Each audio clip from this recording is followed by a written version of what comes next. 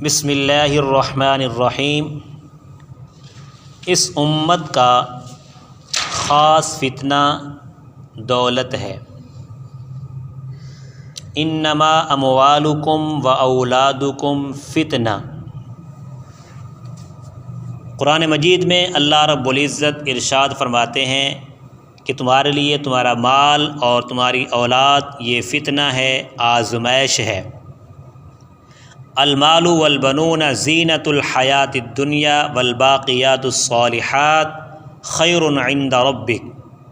قرآن مجید میں بے شمار آیات میں اس کی وضاحت ہے کہ اس امت کا فتنہ یہ مال و دولت ہے۔ اس مال و دولت کے نشے میں بہت سارے لوگ اللہ رب العزت کی ذات سے غافل ہوئے،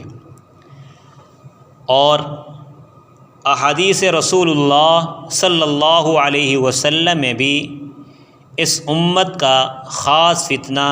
دولت کو قرار دیا ہے۔ معارف الحدیث کے اندر ترمذی شریف کے حوالہ سے ایک حدیث ہے، حضرت کعب بن عیاض رضی اللہ تعالی عنہ سے۔ وہ فرماتے ہیں،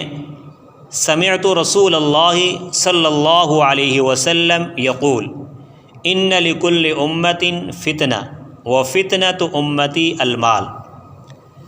حضرت کعب بن عیاض رضی اللہ تعالی عنہ وہ روایت کرتے ہیں کہ میں نے رسول اللہ صلی اللہ علیہ وسلم سے سنا، آپ ارشاد فرماتے تھے کہ ہر امت کے لیے کوئی خاص آزمائش ہوتی ہے، کوئی خاص فتنہ ہوتا ہے، اور میری امت کی خاص آزمائش مال ہے۔ مطلب یہ ہے کہ میری پیغمبری کے دور میں جو اب سے لے کر قیامت تک کا زمانہ ہے، مال و دولت کو ایسی اہمیت حاصل ہوگی اور اس کی ہوس اتنی بڑھ جائے گی کہ وہی اس امت کے لیے سب سے بڑا فتنہ ہوگا۔ قرآن مجید میں بھی مال کو فتنہ کہا گیا ہے، اور یہ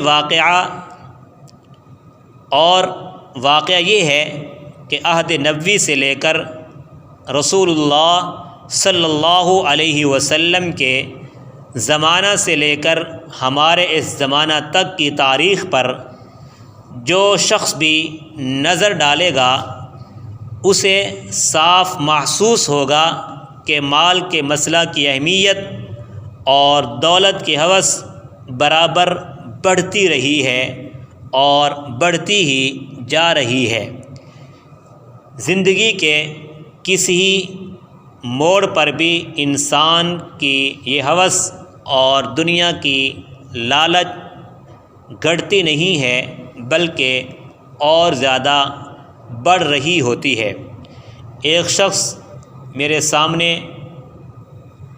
میری ملاقات ہوئی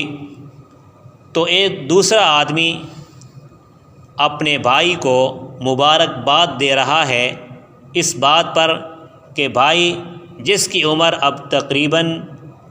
60 سال کے قریب ہے وہ زمین خرید کر آتا ہے، اور دوسرا بھائی اسے گلے لگاتا ہے، مبارکباد دے رہا ہے کہ تو نے زمین خرید لی ہے۔ تو معلوم ہوا کہ زندگی کے ہر موڑ پر انسان کے دل میں یہ لالچ اور یہ ہوس بڑھتی جاتی ہے، کم نہیں ہوتی، اور بلا شبہ یہی اس کا سب سے بڑا فتنہ ہے جس نے بے شمار بندوں کو خدا کی بغاوت اور نافرمانی کے راستے پر ڈال کے اصل سعادت سے انسان کو محروم کر دیا ہے۔ بلکہ اب تو نوبت یہاں تک پہنچ چکی ہے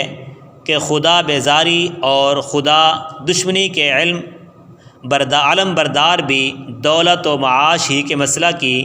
پیٹھ پر سوار ہو کر اپنے دجالی خیالات دنیا میں پھیلاتے ہیں۔ لہٰذا